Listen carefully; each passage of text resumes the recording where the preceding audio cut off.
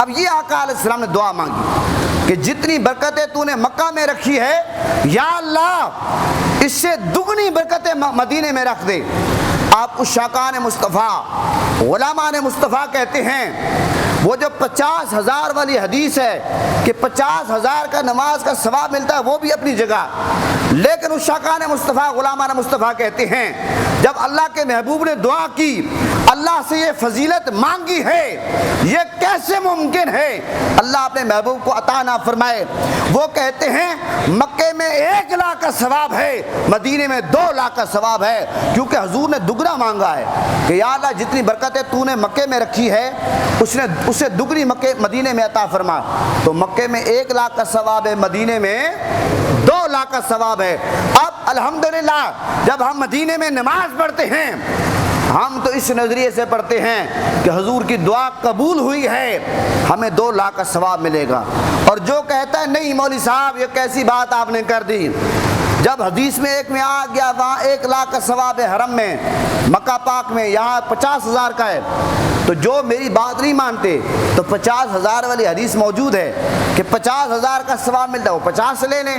میرا تو ایمان ہے کہ اللہ کے نبی کی دعا رد نہیں ہوتی، اللہ کے نبی نے دگنی برکت مانگی ہے، اللہ نے عطا فرمائی ہے، مدینے میں ڈبل ثواب ملتا ہے۔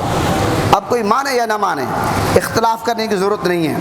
محترم حضرات اسی طرح مسجد نبوی کی زیارت کی بہت زیادہ فضیلت ہے۔ اسی طرح مسجد نبوی شریف میں ایک محراب ہے اور ایک ممبر ہے اس محراب میں، اور اس ممبر پہ آپ کو پتہ ہے کیا ہے؟ آقا علیہ السلام کیا کرتے تھے؟ پہلے ایک کھجور کا تنا تھا، آقا علیہ السلام اسے ٹیک لگا کر میرے آقا خطاب فرماتے تھے، جمعے کا خطبہ دیتے تھے۔ آقا علیہ السلام کے غلام نے عرض کیا حضور آپ کو تکلیف ہوتی ہے، آپ کے لیے ممبر تیار کرواتے ہیں۔ جب ممبر تیار ہوا آقا علیہ السلام ممبر پہ میرے آقا جلوہ افروز ہوئے، وہ استن حنانہ حضور کی جدائی میں رونے لگا، جس طرح معصوم بچہ اپنی ماں سے جدا ہوتا ہے چیخ کر روتا ہے تو رونے لگا۔ آقا علیہ السلام ممبر رسول سے اترے، آقا علیہ السلام نے جا کر اس کو سینے سے لگایا۔ تو محترم حضرات استن حنانہ وہ جو کھجور کا خشک تنا تھا وہ میرے آقا سے اس قدر محبت کرتا تھا، اس قدر اس کو حضور کا قرب ملا، جب میرے آقا ممبر پہ بیٹھے وہ حضور کے عشق میں تڑپ کر رونے لگا۔ حضور کو غلامو اگر آج ہم حضور کے عشق میں روتے نہیں ہیں، حضور کے عشق میں تڑپتے نہیں ہیں، تو ہم سے تو وہ جو خشک تنا ہے استن حنانہ وہ فضیلت والا ہے جو حضور کے عشق میں تڑپتا تھا۔ اسی طرح محترم حضرات مسجد نبوی میں ایک آپ کو پتہ ہے روضہ رسول کے قریب ایک چبوترا ہے اصحاب صفہ کا، جہاں پر اصحاب صفہ بیٹھ کر پڑھتے تھے، حضور کی بارگاہ میں حاضری دیتے تھے، تعلیم حاصل کرتے تھے، تو اس کی زیارت بھی کرنی چاہیے۔ اسی طرح ریاض الجنہ میں نفل پڑھنے چاہیے، اس کی بہت زیادہ فضیلت ہے۔ اسی طرح اسی مسجد نبوی میں ایک ستون عائشہ صدیقہ ہے جس کی زیارت کی جاتی ہے، اس کے قریب نفل پڑھے جاتے ہیں۔ ایک ستون حرس ہے اس کے قریب نفل پڑھے جاتے ہیں۔ ایک ستون سریر ہے مسجد نبوی شریف میں۔ ایک ستون وفود ہے جہاں پر آقا علیہ السلام کے پاس وفود آتے تھے، جہاں پر آقا علیہ السلام ملاقات کرتے تھے، اس لیے اس ستون کا نام ہے ستون وفود ہے۔ اس کے قریب ہی نفل پڑھے جاتے ہیں اور دعائیں مانگی جاتی ہیں۔ اسی طرح ستون ابو العبابہ یہ ایک برکت والا ہے جس کے پاس توبہ استغفار قبول ہوتی ہے مسجد نبوی شریف میں۔ اسی طرح روضہ اقدس کے قریب سیدہ کائنات حضرت بی بی فاطمہ الزہرا رضی اللہ عنہا کا حجرہ مبارک ہے جس کی زیارت کی جاتی ہے روضہ رسول کے قریب۔ اسی طرح ایک اور بات، روضہ رسول سے تھوڑے سے فاصلے پر جنت البقیع شریف ہے، جنت القدمین کی طرف جنت البقیع شریف ہے۔ جن لوگوں کو حاضری نصیب ہوئی وہاں پر جنت البقیع میں 10,000 صحابہ کرام کی قبریں ہیں، 10,000، اور وہاں پر خاتون جنت حضرت سیدہ کائنات حضرت بی بی فاطمہ الزہرا سلام اللہ علیہ کی قبر انور بھی ہے۔ پہلے روضہ رسول تھا جب ترکی کی حکومت تھی، پھر جب یہ نجدیوں کو حکومت ملی انہوں نے روضہ رسول کو گرا دیا، روضہ سیدہ کائنات کو گرا دیا۔ اسی طرح حضرت امام حسن علیہ السلام کی قبر انور وہاں جنت البقیع میں ہے۔ حضرت امام زین العابدین اور دیگر ائمہ اہل بیت کے مزارات جو ہیں وہ جنت البقیع میں موجود ہیں۔ اسی طرح ایک بات اور اس ضمن میں عرض کرتا چلوں، جنت البقیع میں بہت سارے لوگوں کو خواہش ہوتی ہے ہم اندر داخل ہوں۔ جب میں عمرے پہ گیا فوراً میں روزہ رسول کے حاضری کے بعد عصر کی نماز کے بعد میں جنت البقیع گیا۔ بہت گرمی تھی، میں نے جوتے نہیں پہنے، بغیر جوتے کے میں پورا جنت البقیع گھوما ہوں۔ جب شام کو میرے اپنے پیر و مرشد سے میری ملاقات ہوئی، ہوٹل میں گئے تو مجھے پیر و مرشد نے حکم دیا کہ جنت البقیع کے اندر نہیں جانا چاہیے، یہ ادب کے خلاف ہے، بیر کھڑے ہو کر دعا کرنی چاہیے۔ تو پھر حضرت نے مجھے دلیل کیا فرمائی، حضرت قبلہ سید ارشد کاظمی نے فرمایا کہ یہاں جنت البقیع میں بے شمار صحابہ کرام کی قبریں ہیں۔ اب ان لوگوں نے درمیان میں باقاعدہ ایک رستہ بنا لیا جہاں پر ان کی اپنی وہاں گاڑیاں چلتی ہیں کام کاج والی۔ اب ہمیں کیا پتا کہ نیچے ہم روڈ پہ جہاں چل رہے ہیں رستے میں نیچے کوئی قبر ہو، تو اتنی بڑی بے ادبی کا خدشہ ہے، لہٰذا جنت البقیع کے دروازے پہ کھڑے ہو کر دعا مانگو۔ تو پھر اس کے بعد میرا یہ معمول تھا، اور آپ لوگوں کو بھی میں یہی مشورہ دوں گا، جنت البقیع اندر جانے کے بجائے بیر دروازے پہ کھڑے ہو کر دعا کر لیا کریں۔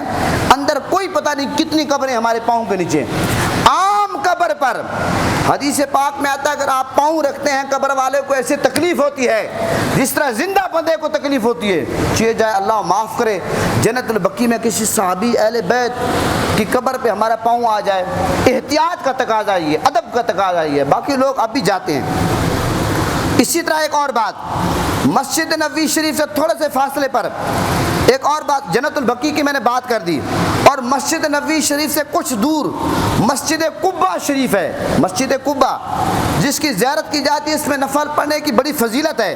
آقا علیہ السلام نے فرمایا جو یہاں پر 2 رکعت نماز نفل ادا کرے گا اس کو ایک عمرے کا ثواب ملے گا، اس کو عمرے کا ثواب ملے گا۔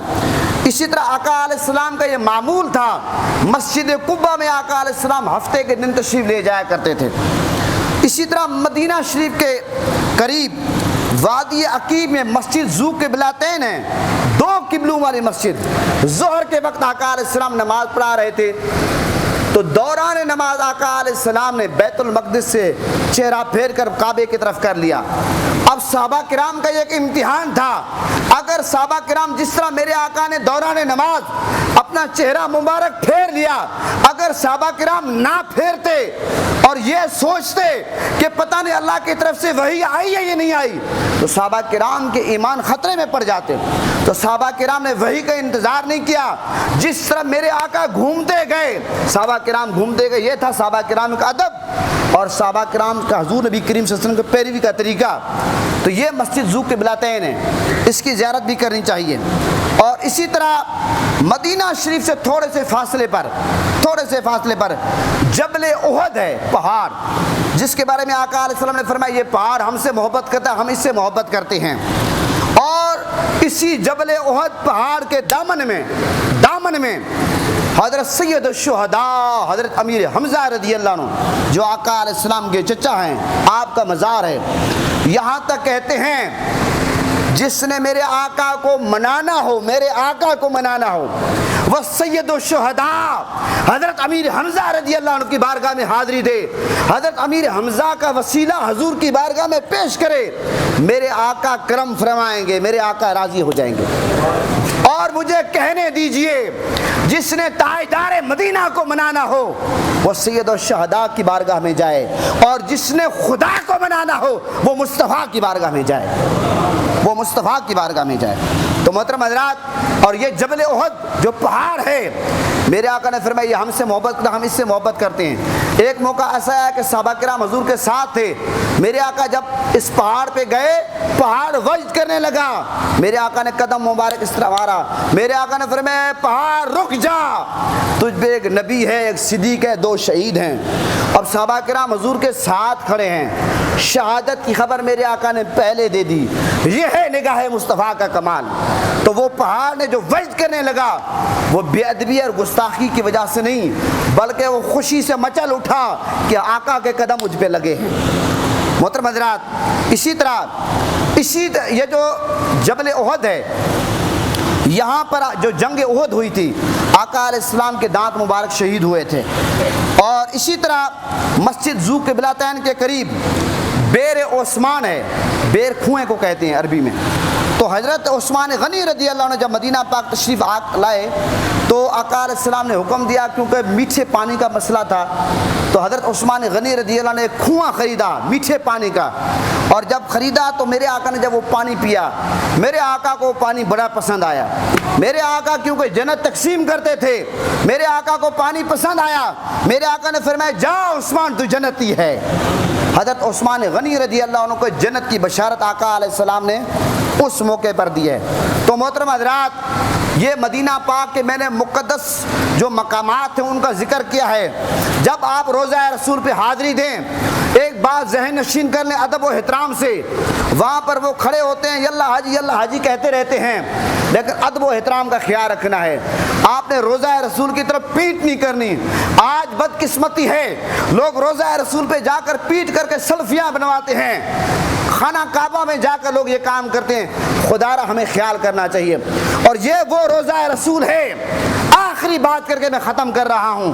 امام اہل سنت غزالی زمان راضی دوراں حضرت علامہ سید احمد سید کاظمی علیہ رحمہ جب روضہ رسول پہ حاضر ہوئے، خانہ کعبہ کی طرف پیٹ تھی، روضہ رسول کی طرف منہ تھا، دعا مانگ رہے تھے، تو وہاں پر ایک نجدی آیا، اس نے کہا یہ بدعت ہے، یہ شرک ہے، خانہ کعبہ کی طرف پیٹ ہے فلاں۔ حضور غزالی زمان علیہ رحمہ نے فرمایا خاموش ہو جا، اشارہ کیا۔ بارگاہ مصطفیٰ کا معاملہ تھا، جب بار بار اس نے تنگ کیا، غزالی زمان نے فرمایا آپ تو خانہ کعبہ کی بات کرتے ہیں، میں روضہ رسول کو عرش سے بھی افضل سمجھتا ہوں۔ اب یہ بات کہنا تو آسان ہے، ثابت کرنا مشکل ہوتا ہے، لیکن غزالی زمان تھے، راضی دوراں تھے، ثابت کیا۔ اور جب مناظرہ ہوا ثابت کیا۔ مجھے آپ یہ بتائیں عیسیٰ علیہ السلام عرش پہ ہیں کہ نہیں ہیں؟ عیسیٰ علیہ السلام عرش پہ ہیں نہیں ہیں؟ اس نے کہا ہیں۔ انہوں نے کہا کہ عیسیٰ علیہ السلام بارگاہ مصطفیٰ میں آئیں گے نہیں آئیں گے؟ عیسیٰ علیہ السلام کی قبر انور کی جگہ، مزار کی جگہ یا موجود ہے نہیں موجود؟ انہوں نے کہا ہاں۔ انہوں نے کہا جب روضہ رسول سے عرش افضل ہے، اگر آپ کے نقطہ نظر میں خانہ کعبہ افضل ہے، تو افضل سے یہاں کیوں آ رہے ہیں؟ تو پتہ چلا کہ جب عرش سے عیسیٰ علیہ السلام روضہ رسول میں آئیں گے، اس سے پتہ چلا کہ عرش سے بھی روضہ رسول افضل ہے۔ تو محترم حضرات، یہ محبت کی باتیں ہیں، یہ ادب کی باتیں ہیں۔ اگر کوئی بندہ روضہ رسول کو افضل سمجھے، اس کا قطعی طور پر مطلب یہ نہیں ہے کہ خانہ کعبے کی عظمت کو کوئی تسلیم نہیں کرتا۔ خانہ کعبے کی بڑی عظمت ہے، لیکن یہ سمجھو روضہ رسول کو، تاجدار مدینہ کو یہ جو عظمت ملی ہے، شان ملی ہے، یہ خانہ کعبے کے رب نے دی ہے، اللہ نے دی ہے، یہ میں نے اور آپ نے نہیں دی۔ جب اللہ نے اپنے محبوب کو یہ شانیں دی ہیں، یہ عظمتیں دی ہیں، تو آج ہم اس محبوب کے امتی ہیں، ہمیں تو سر خم کرنا چاہیے، ہمیں خوش ہونا چاہیے کہ ہم اس نبی کے امتی ہیں جو اللہ کے محبوب ہے۔ بہرحال آج میں نے روضہ رسول کے حوالے سے تفصیل سے بات کی ہے، بہت ساری باتیں یقیناً رہ بھی جاتی ہیں۔ پچھلی دفعہ میں نے خانہ کعبہ شریف، خانہ کعبہ کی جو تاریخی حوالے سے تعمیرات تھی، میں نے اس کا ذکر کیا، حج کی بات کی ہے۔ زندگی رہی انشاءاللہ اگلے جمعے انشاءاللہ قربانی کے مسائل پر بات کریں گے۔ وما علینا الا البلاغ۔ پاکستان کا مطلب کیا؟